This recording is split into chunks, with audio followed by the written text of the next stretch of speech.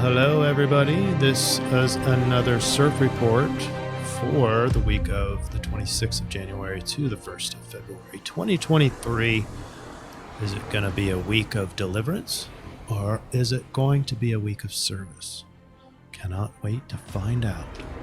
And as we get into our surfing stance, you look down and you see a winter wonderland outside.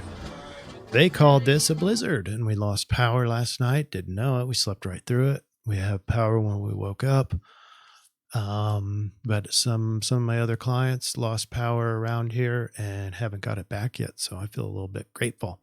The other thing you'll notice is the camera is pointed outside so you can see out into our blizzard environment, which it's melting pretty fast because the temperatures aren't commensurate with keeping the snow around very long. But Angie is not present for this surf report. And so I wanted to let you know just real quick what we're planning on doing for these surf reports.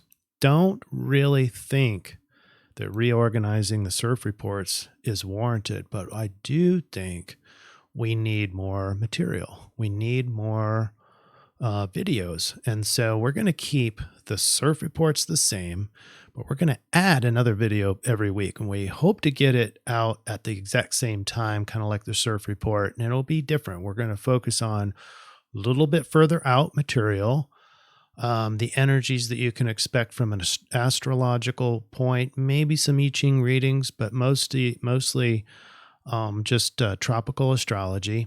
For example, our next video that we're going to make together, Angie and I together, is going to be about the really special astrological layout for the spring of 2023. So you can start looking ahead. And then Angie loves and is passionate and really good with the moon aspects. It's something that honestly we don't talk a lot about other than the full and new moons. And so she's going to bring that material in so you can get more of the lunar stuff, the lunar influences, numerology, maybe some tarot, and then whatever else. But that's kind of the extra video will be kind of, we'll name it something or whatever, but it won't be a surf report. It'll be more of like a consistent forecast for a little bit further out and maybe a little bit more emphasis on the moon stuff. So be looking for that. And our goal is to make it really consistent. So I'll have 2 videos out each week. One of them just this same surf report. And then the other one will be a conglomeration between me and Angie and with those particular emphasis points. All right, let's get started. And what we have is as I move this screen just a little bit, what we have in our energetic layout. Our overlap is clearly right in the middle of the astrology. And what I'm considering right in the middle of the astrology, the strongest emphasis point is probably Venus going into Pisces. Because when Venus goes into Pisces, she's what's called exalted. And exalted is highest strength. So Venus has her highest strength in Pisces. And so that I would consider right in the smack dab middle. And that is very commensurate with what we're seeing in the Dreambot. It's weird because we're dealing with dreams, but restaurant and service, like staff, the staff is either professional or terrible. And so it points to service. And that is exactly what Pisces is all about, among some other very special things. But Venus, the magic, the art, the creativity, the love, the harmony, the peace, the beauty that she exudes is her strongest as she goes into this more service-oriented or collective sort of mindset, and maybe charitable, like giving freely, maybe more giving than receiving, and so that's going to be all more along the lines of the service side. But the I-Ching says, I think we're more oriented toward just deliverance and liberation. And that's definitely warranted also in the astrology because we still have that Aquarian feel, but we have some strain on it. We have the sun in Aquarius. He's weakened there, but a square off to Uranus, the ruler of Aquarius, and very much just wants to be liberated and independent and unique and rebels and stuff. So that's a big deliverance. And there's all sorts of other things like all the planets are going direct. I think that's kind of a deliverance, kind of a feel as well. So anyway, it's not, and if you notice that in our summary slides recently, it has been this way. It's been more of the overall influence is more of a continuum. It's like, it's not one or the other, but both. And you have to kind of navigate this teeter-totter that's going up and down. And as like for this week, as service gets stronger, I think you're going to also feel the need for liberation stronger. So it's almost going to be like the individualism versus collectivism, if you want to take this to a more detailed feeling. And one side strengthens, the other side strengthens. So it's like vibes the whole continuum. And as a result, probably some clashing between those two camps, service versus liberation. What's interesting is when we put this into the Rave Mandala, I think you're going to be shocked. I was. The influence perfectly matches the solution to those triangulations. And all of that perfectly matches what the Rave is telling us. It's amazing. So hold on to your horses. Let's get started.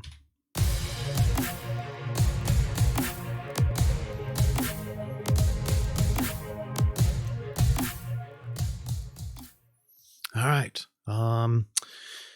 Let's get started with some comments. And the best comment award goes back to Not For Me To Say. It says, awesome. Thank you for another awesome report. Well, I appreciate the kind words.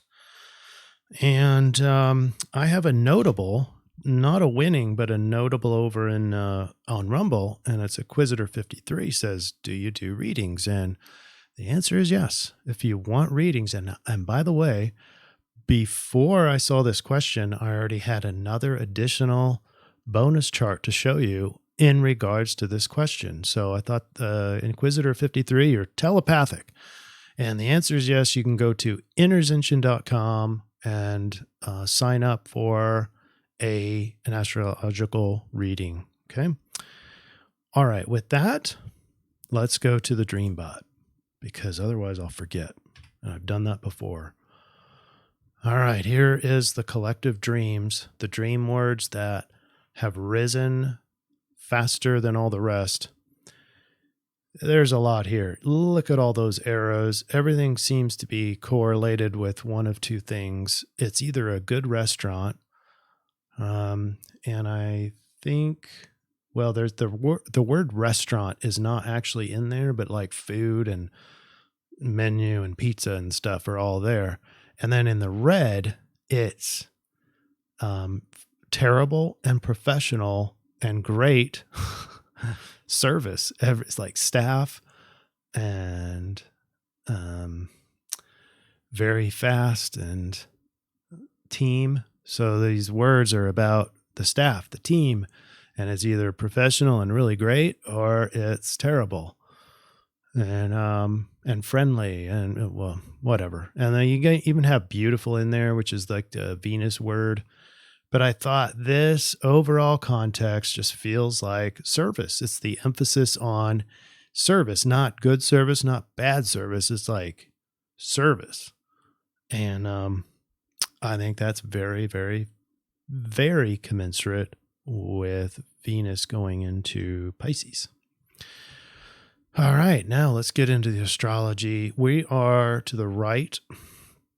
We're in the last week of January, so right of this vertical black line is what we're looking at. So everything's green and everything's moving forward. We have Venus right there moving into Pisces. She's exalted there and stronger, at her strongest. We also have Mercury trine Uranus. Now, this is another pro-Aquarian deliverance, liberation alignment because it's easy to change your mind, but it's easy to think independently, to think like a rebel and question everything. And we also have, there's a lot here. I'll just pause on this because I want to get to more of February. So we only have one day in here just to the left of this when our CIRF week closes out. And you can see everything is all green. So everything's going direct all the way through February. And the next retrograde will be Mercury. And I want to kind of talk about this in the next video where we talk about the spring 2023. We'll talk in more detail about any coming retrogrades, but also we'll talk about Pluto leaving Capricorn, what that means. And then we'll talk about the solar eclipse. There's a lot happening between March 21st, which is spring equinox, and April 21st. That month, there is a whole lot happening. And it's warranted to talk about all that. But in February, let's kind of cage in on February, just the overview. We start off with a Venus square Mars. So this brings in a lot of passion. It goes exact on the 5th. And that extra passion is gives the exalted Venus some pressure to do stuff. So it exacerbates this theme of service for Venus. She's feeling a lot more charitable. She's giving more, but with the Mars square, like needs to be doing stuff. So you're going to feel behaviorally more pressured to do things in terms of service or not. Just remember, it's a continuum. Now we have the full moon in Leo on the 5th. That's when the previous aspect went exact, by the way. You see that there. And then we have a new moon in Pisces on the 20th. Not a lot to talk about in terms of patterns or squares. It's just kind of a mix of all, and it's not overly complex. One by one, we'll talk about them. All right, so not too much there. Now, here's my new little jingle. We have a bonus chart. Is that cheesy or what? All right. We normally are going to start with the first day, which is the 26th for our CIRF report, but I wanted to show you a bonus chart. And the reason why I'm doing this now is because it's on the 25th. This is the day that I'm doing the CIRF report. And it's the day before my birthday, but I wanted to show you what a solar return looks like. So how would I do this? I would go into my natal chart and I would find where this is not my natal chart, by the way, but it just happens to be the sun is at 5 degrees, 41 minutes of Aquarius. And there's a lot I can say about that, but let me just be quick about this because it's not the emphasis for this week. But a solar return is where I'm going to take the current transit of the sun and I'm going to find the time and the day that sun is at exactly the same point in Aquarius as my natal chart. You can do this for free online. There's a lot of places where you can get charts. You're going to need your natal chart, the chart that shows when you were born, and then you need your transit chart. So what's currently happening, but you got to change the transit chart to the point where it's exactly at the same point of your sun. That's a solar return. Now it's a day off, right? That's very standard, plus or minus a day or two. Each year your sun's going to pass your natal sun. And when it does, it's called the solar return. So what we can do is once we've established this chart, this is the transit chart, when the sun is exactly at my natal sun at 4:31 p.m. And now I can get a context for my entire year, for this solar year, which will be about a calendar year. And I can see I've got some ease in there. My sun is easy to get stuff done, but I have a lot of opportunities this year. I have very little pressure, but the pressure points are about completing my mind, the lower mind and the higher mind. And my opportunities are very synchronistic because it's with Jupiter. So, that gives you a context from which to view this next coming year. And I do these solar returns for folks as one of the options. You can also do a natal reading, a solar return reading. We can do progress charts and more. So there's your bonus chart for today. And here we go. Thursday, the 26th. There's a lot here. There's a lot to chew on here. And this chart's built for 8:32 p.m. Central Standard Time because this is when Venus goes into Pisces. And when she goes into Pisces, it's not like she was crawling around in Aquarius on the ground, but she's picking herself up because she was feeling a little distant, a little dissociated in Aquarius. And now she feels super strong. She feels super confident. And when you feel good like this, you tend to be kinder and you tend to be more charitable and you tend to give more. Well, this is going to get even more service oriented when a little later in the week, Venus is going to start that square over to Mars. But this is a big one, and it starts off the week a lot. So all planets are direct at this point. We have Venus going into Pisces, and then we have the remaining Sun sextile Jupiter, which gives our ego a lot of synchronicities, and it's an opportunity. That's the sextile, and this is what I'm calling deliverance. It's an opportunity for luck and positive circumstances, like just coincidences, synchronicities. Something very optimistic can happen for you, for your ego. And ego, by the way, is weakened in Aquarius.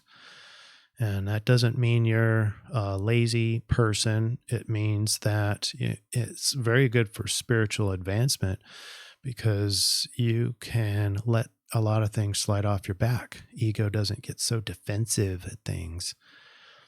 Aquarians can be stressed out and can fall into that trap too, but it's easier for them to be an observer and maybe hidden and not seen, that kind of thing. Then we have the Sun, which is weakened ego, easily obtains that yang from Mars. And so that's kind of an augmented power. So now ego's not so not so weak anymore, a little bit more powerful, still weakened in Aquarius, but I think in a nice, healthy way. Now you have an ease of being able to get stuff done, at least mentally. This is a really planning environment where you've got Mars and Gemini, but they're both speedy. They can both get very mentally fast and adaptable and can get small projects done. Just knock them out easy. Then Mercury is trine over to Uranus. We've been talking about this last week as this was developing. But it's a very Aquarian alignment, even though neither planet is in Aquarius, because it's easy to think Aquarian. It's easy to think with Uranus. It's easy to think like a rebel. And it's easy to change your mind. It's easy to get insights. We talked about that. I think that will do it for...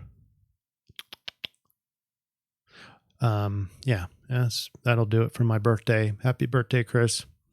Friday, the 27th. Not a lot of change, but the big one is this Sun square Uranus. So it brings in a little bit more Aquarian focus. It's the pressure to be, like Sun, there's a lot more pressure now on a weakened ego, and it's about liberation and freedom. The pressure on ego to rebel, to change course. Deliverance and liberation is a big theme with this alignment. There's several alignments that point more to the deliverance, liberation, but you can't ignore this Venus leaving Aquarius, picking herself up and just being like brilliant, and not brilliant in mind, but brilliant as like beaming an aura out.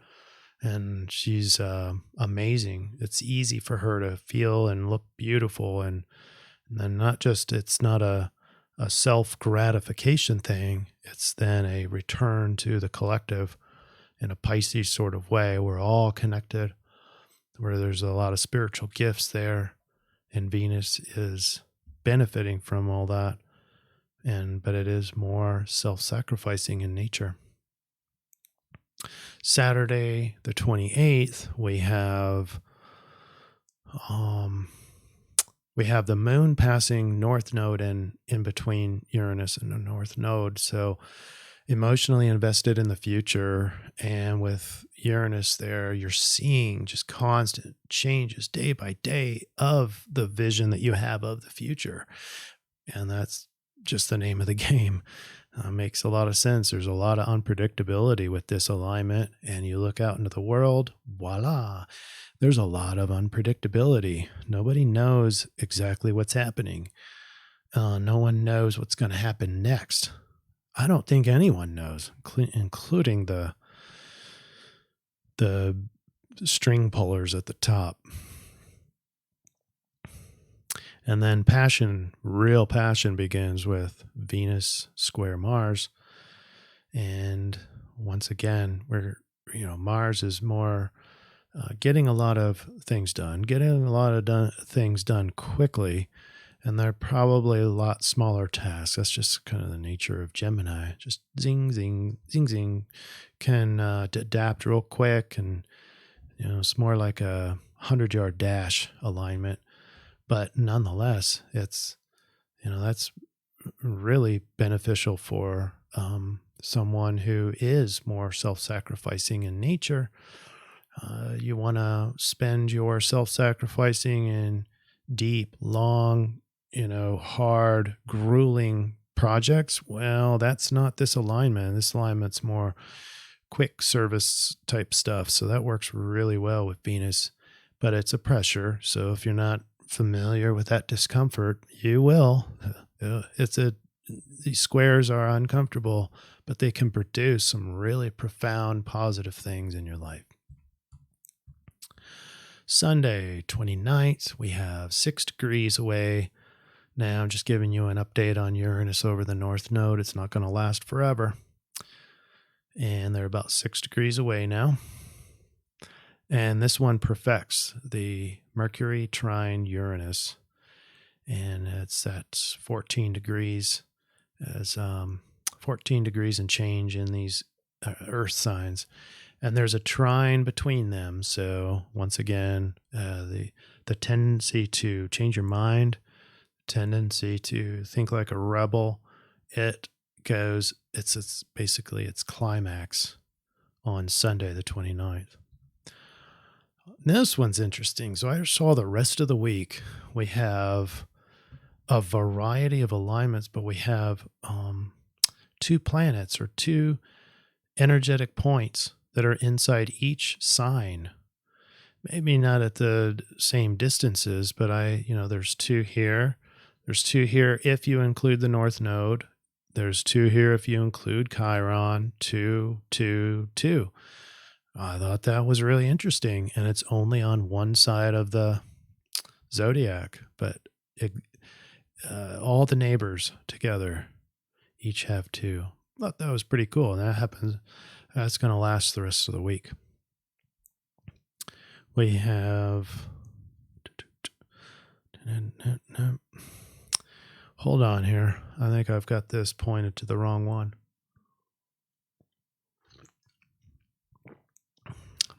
The big picture today is that, at least on this half of the zodiac, it's fairly balanced, really balanced.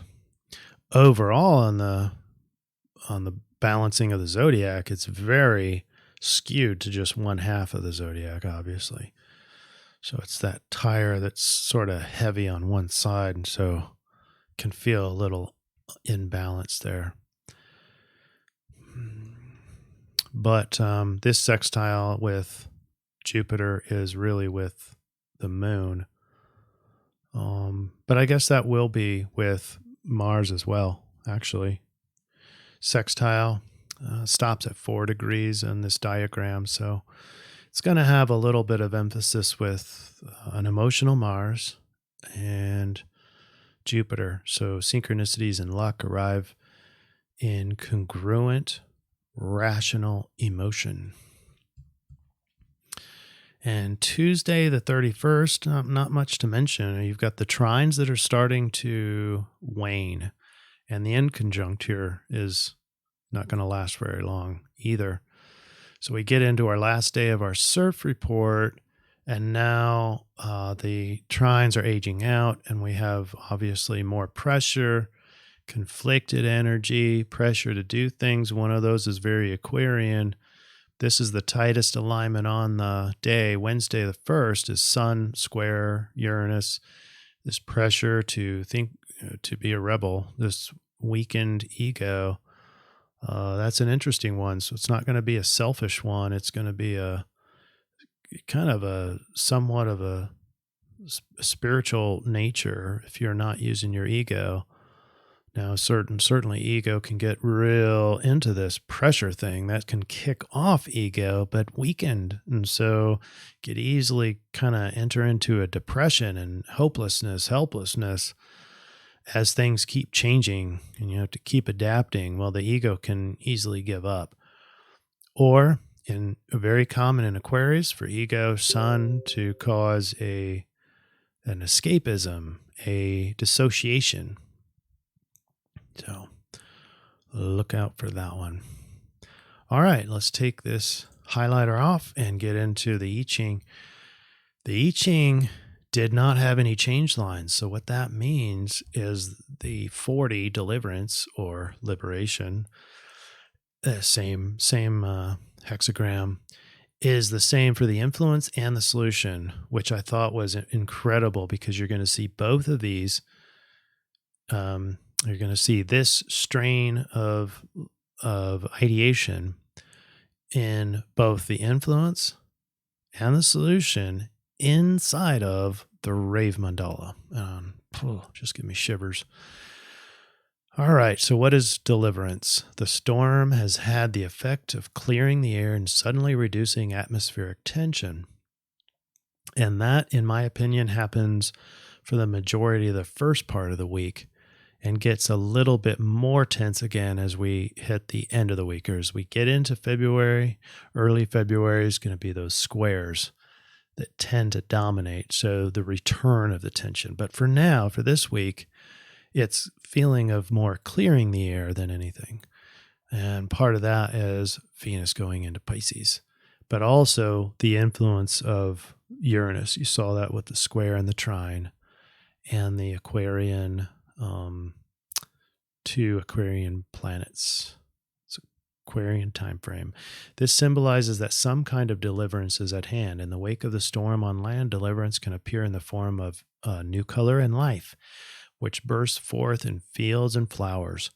This to me sounds like last week's Dreambot, and it's manifesting in the influence now. Great clarity of, which makes sense because Dreambot and people's dreams do have a tendency. The collective mind does have a predictive ability. It looks into the future. Great clarity of purpose and renewed vigor can follow the healing of old wounds. And finally, liberation unchanging can show a major breakthrough or release of what had previously been a strong barrier. Now I'm going to read through here now because we typically now go to the solution, but it's the same hexagram. So we're going to look at this hexagram from a solution standpoint. In other words, how do we behave for this energy of deliverance? But care must be taken to avoid accidentally reopening these wounds by moving too quickly. Similarly, it's important to return to normalcy before moving ahead with new plans or projects after a period of stress. Breathe a sigh of relief, but don't relax completely. This is almost a verbatim of the rave. Look ahead, attend to residual matters that need taken care of, and do so without hesitation. Make a clean sweep of the past and move deliberately. That's a very Aquarian. Congratulations, using that Aquarian emphasis this week to move past and just move on. Forgive, forget, and move on to see your fortunes improve. And then any type of behavior or addiction that is unhealthy must be released so that you can return to abundance and optimism. If your own mental energy is consumed, your attention if your own mental energy is consuming your attention in a negative way, events will continue to challenge you until you let go. Guess what the sidereal solution is? It's also Aquarius. So now we're transitioning to the solution. Well, I already did, but we're transitioning out of the CIRF. We want to find out what the sidereal solution is. I already spilled the beans. Venus going into Pisces, in my opinion, is the biggest influence this week, even though we spent a lot of our time in deliverance. And it's mainly because of Venus exaltation there. And that, ironically, takes us to back to the continuum of liberation versus service. Hexagram 30 is what we're looking at for the Rave Mandala and human design. And then we're looking at using the Aquarian solution. So start with 30. This is clinging fire, freedom recognized as an illusion. After all that we've said about Aquarius, hey, sorry, but freedom is an illusion, and limitation accepted as a fate. But remember, we're trying to get to a good balancing point on that continuum. So here's where we're at with the line: enforcement, the discipline to maintain right action. That's really it. As a real nutshell, as a core seed of behavior this week, is just focus on the discipline to maintain right action. But a little bit more context here: the assertiveness to purge the inferior while accepting to lead the weak, the strength to eliminate negative feelings. That's that move on energy, right? That's the Aquarian energy. An inherent peacefulness that all too often will abide the presence of inferior forces, a lack of strength in eliminating negative feelings. This is the risk of Venus going into Pisces, as that will be too service-oriented, too giving, to where we allow inferior forces to remain and negative feelings to remain. But we don't want to go all out and just go pure liberation. Okay, so I'm going to summarize all this for you. So don't get don't give up too much yet until you see this final slide. All right, little break here. Hope you enjoyed this broadcast. As we talked about the astrological alignments, you can go to interzention.com, as well as some other services that you can find there. All right. Now, there down below, you can see the interzention.com. NationalDreamCenter.com, by the way, is... I'm trying to maintain all this as one person, but it's hard. I'm getting the help of Angie's helping with the social media aspect of it. So you can, on both Interzention and National Dream Center, start to go to Instagram, Facebook, and you're going to see Angie really taking that and running with it. And so thanks, Angie, for doing all that for us. All right, so here's the chart. Here's our final slide, the most important slide of the show. The top part of this slide is the influence. So individualism versus collectivism, or service versus liberation. And it's a continuum. Don't hide from the continuum, but equally don't pick a side when I'm getting into the solution. Sorry. So here's the influence. More Aquarian energy this week has its focus on freedom and or the lack of it. Deliverance feels ever more strongly in our souls because ego is pressured to rebel and liberate self. Meanwhile, Venus enters Pisces, somewhat stunting an otherwise fight for freedom. An all-out fight for freedom would have ensued had Venus not gone into Pisces. Exalted Venus produces feelings of charity and oneness, lofty appreciation of the arts, and sacrificing for the greater good, which is definitely not individualism. It is quite the opposite. Hence, the feeling of collectivism versus individualism. All right, for our solution slide, here's what we're working with. We're triangulating between the I-Ching. Clarify your purpose. Don't be hasty in carrying it out. Look ahead. Attend to residual matters. Forgive, forget, and move on. That was all in the I-Ching. It was a lot there. Then the rave is clinging fire, freedom recognized as an illusion, and limitation accepted as fate. Line 6, the discipline to maintain right action. Remember that? Purge the inferior, lead the weak, versus too much peacefulness that abides the presence of inferior forces.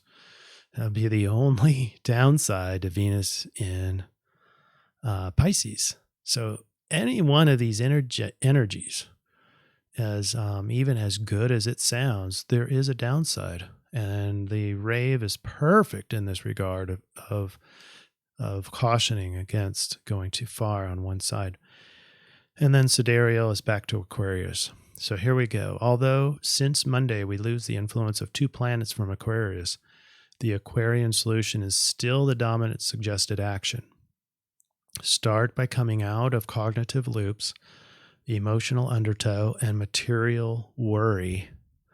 The healthy Aquarian gift of choice this week is the observer mode, the ability to forgive, forget, and move on. It is what it is. This orientation will allow bigger perspectives than even the Aquarian desire for independence, and makes way for the Rave Gate 30, line 6. Recognize that pure freedom is an illusion, but that doesn't automatically mean that the opposite is true. It doesn't mean that you're a slave just because freedom is an illusion. The Rave's big task this week is to maintain right action. This will include purging the inferior and leading the weak. If you don't do this, and if you don't do this well at the right times in a balanced way, the passive will fester inferior forces that will control you. Okay? There's a big paradox in this whole setup here. So step back, observe, slow down, take only right action. I would also add in there, notice the profound increase in service versus liberation, how the emphasis on that continuum is magnified this week, because it's everywhere in our alignments in astrology. It's in the I-Ching versus Dreambot. So anyway, and then my mantra, there's a lot of different ways to go about this. I think I wrote one and then deleted it and wrote another one and several iterations of this.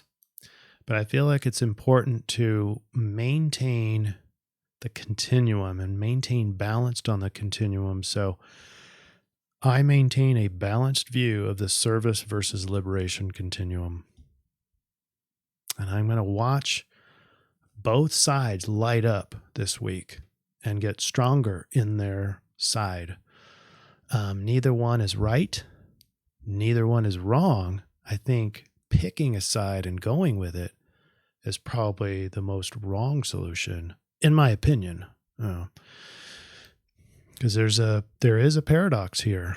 If we all are liberated and individuals, then that produces a profound effect on the collective. But if we just go pure collectivism and everyone sacrifice your will and be charitable and we're going to force you to give, Well, that's more dictatorship too. And someone has to be the authority. And so you're giving up complete freedom. You're giving up the chance of freedom in that regime, but they're both needed. They really are. So this is a tough one this week, in my opinion. The solution is probably the toughest I think we've probably ever had. But I'll let you guys be the deciding force on that. Is this doable? Is there a better way to look at this? Is there an easier, simplified version? Watch yourself getting stuck on one side or the other. That's the big caution this week. You got many big influences wanting you, pulling you one direction or the other. Take the Aquarian view, come back out of it, slow down, and observe. And just observe. It is what it is. Don't get all, triggered and reactive, and just observe. You could easily say as your mantra, you could say, I maintain an observer view, maybe of the service versus liberation continuum. However you want to do that. But, well, hopefully this helps everybody. And I've got faith that that's probably going to be necessary. But this solution here, at least trying these things out. But the biggest one, I think, is just being the observer, taking right action. I don't see how you can take right action without seeing the big picture. So take a step back first, slow down, observe, and take right action. All right, that's it. I don't want to keep saying these things over and over again, but well, thank you all for being here, and we will see you in the next video, which hopefully will be before the next CIRF report. All right, so make sure that you pay attention to the next video. All right. Take care, everybody, and have a great CIRF week. Cheers.